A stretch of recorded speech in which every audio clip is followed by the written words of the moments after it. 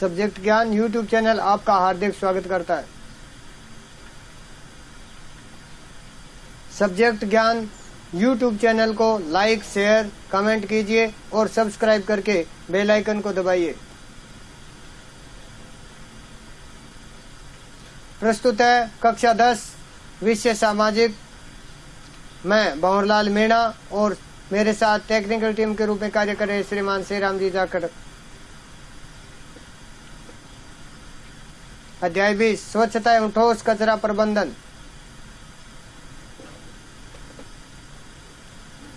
स्वच्छता मानव जीवन मूल्यों में एक मूल्य स्वच्छ रहना भी शामिल है। स्वच्छ तो भारतीय संस्कृति है। भारतीय दर्शन में शरीर, आत्मा, मन, बुद्धि तथा पर्यावरण का शुद्ध रखना मानव जीवन का महत्वपूर्ण कार्य बताया गया है। प्राचीन शिक्षा पद्धति में यज्ञोपवीत संस्कार के बाद शिष्य को स्वच्छ रहने की शिक्षा दी जाती थी। विश्व स्वास्थ्य संगठन ने स्वच्छता को कई प्रकार से परिभाषित किया है, जैसे लोगों को स्वच्छता के लिए शौचालयों में दूषित पानी को स्वच्छ रखने के साधनों व उपायों को करने की आवश्यकता है।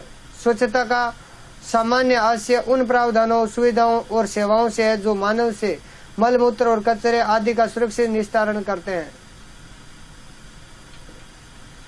बहुत से व्यवसायी लोग इस बात पर सहमत है कि स्वच्छता पूर्ण रूप में एक बड़ा विचार है। इसमें निम्नलिखित बातें शामिल है। पहले, मानव के मलमूत्र, कचरे आदि का सुरक्षित संग्रहण, भंडारण, उपारण, निस्तारण तथा पुनर्प्रयोग, ठोस कचरे का पुनः प्रयोग और पुनः चक्रण का प्रबंधन करना, पारिवारिक दूषित जल की निष्कासी और निस्तारण और पुनः प्रयोग, पुनः चक्रण के उपाय है।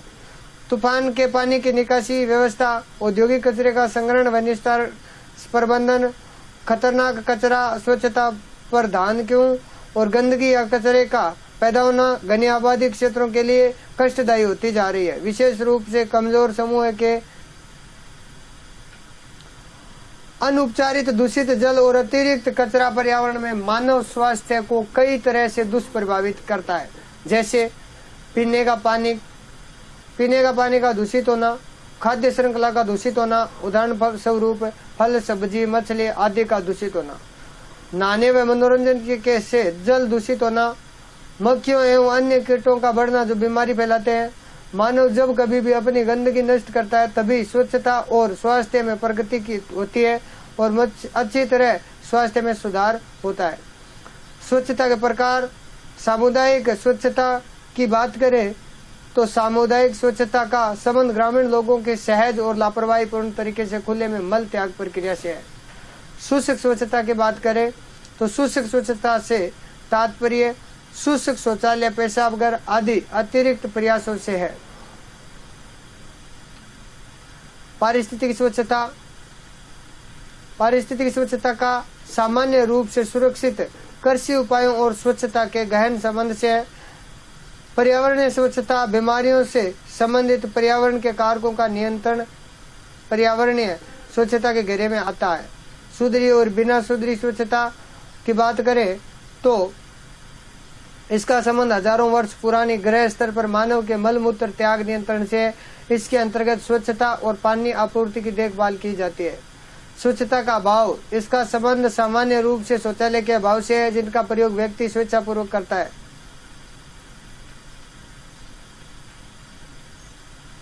पुष्टिकारक स्वच्छता का क्षेत्र संपूर्ण स्वच्छता मूल्य श्रृंखला है जिसमें उपभोक्ता के अनुभव पर विष्ठा, मलमूत्र और दूषित जल के परिवहन, उपचार, पुनः उपयोग का निस्तारण के तरीके से शामिल है जिनसे पर्यावरण और प्रकृति संसाधनों की सुरक्षा होती है।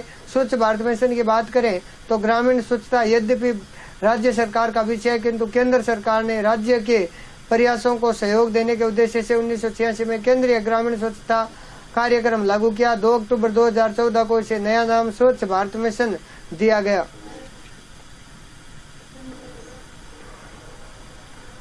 स्वच्छ भारत मिशन में प्रत्येक परिवार शौचालय के लिए प्रोत्साहन राशि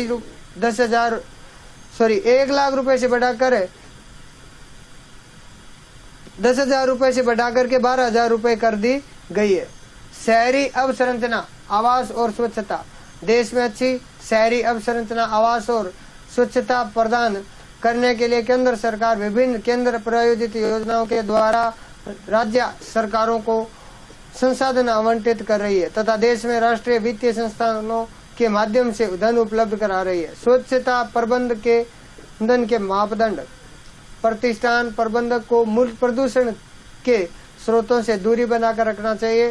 प्रदूषण स्रोतों में घरेलू जानवर, दूषित पानी, रासायनिक पदार्थ और अन्य प्रदूषक पदार्थ शामिल है। प्रबंधक को चाहिए कि खराब बदबू, हानिकारक गैसों, तेज गंध युक्त धुआं और भाप की निकासी लिए अच्छे रोशनदान या निकास यंत्र लगाए गए।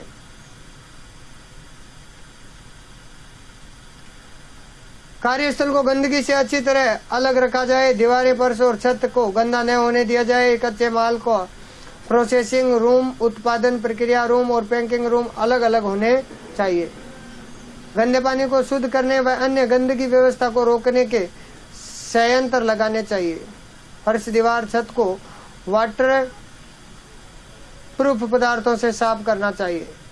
प्रवेश द्वार, खिड़की, रोशनदान और नालियों पर चूहों, धूल व हानिकारक जीवाणुओं को रोकने के उपकरण लगाने चाहिए।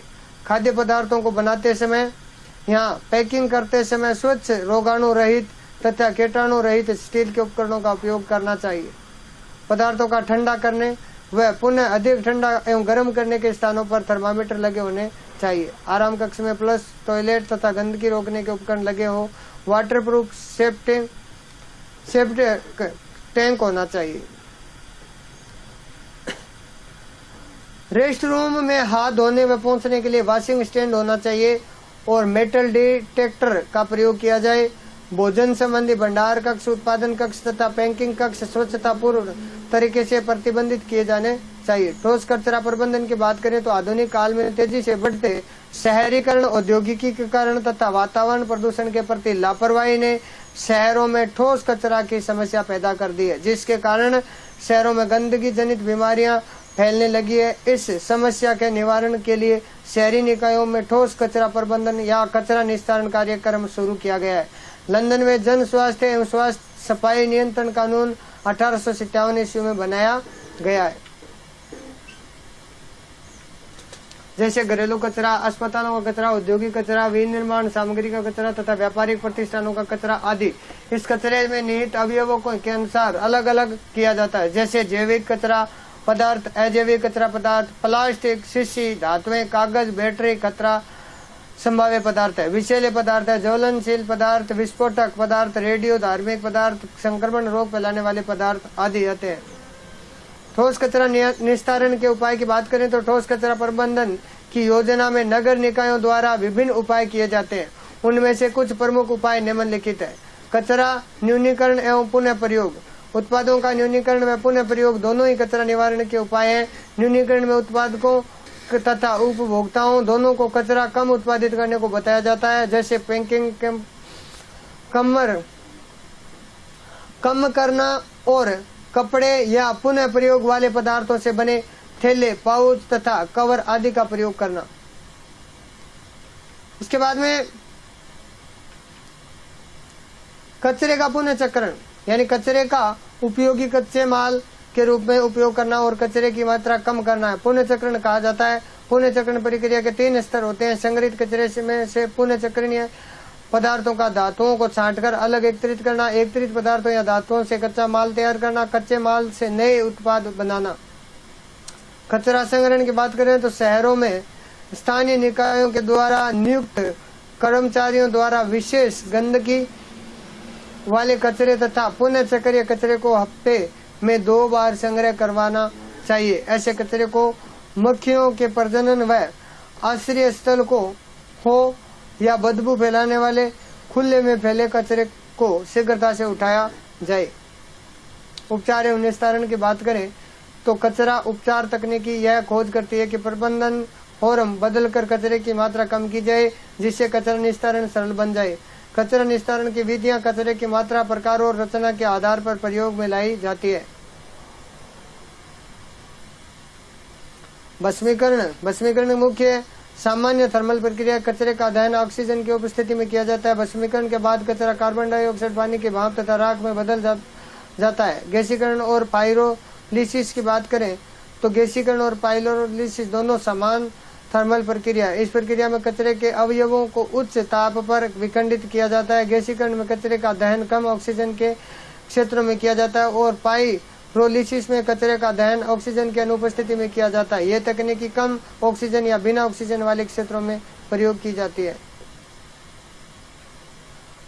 ठोस कचरा प्रबंधन के लाभ की बात करें तो ठोस कचरा प्रबंधन प्रक्रिया से जन स्वास्थ्य, पर्यावरण तथा पारिस्थितिकी की तंत्र का लाभ होता है, जिसके दूरगामी परिणाम होंगे, जैसा अग्नि दुर्घटना, चूहे फैलना, संक्रामक रोगों के कीटों व रोगाणुओं को फैलने पर नियंत्रण तथा आवारा जानवरों पर नियंत्रण किया जा सकता है।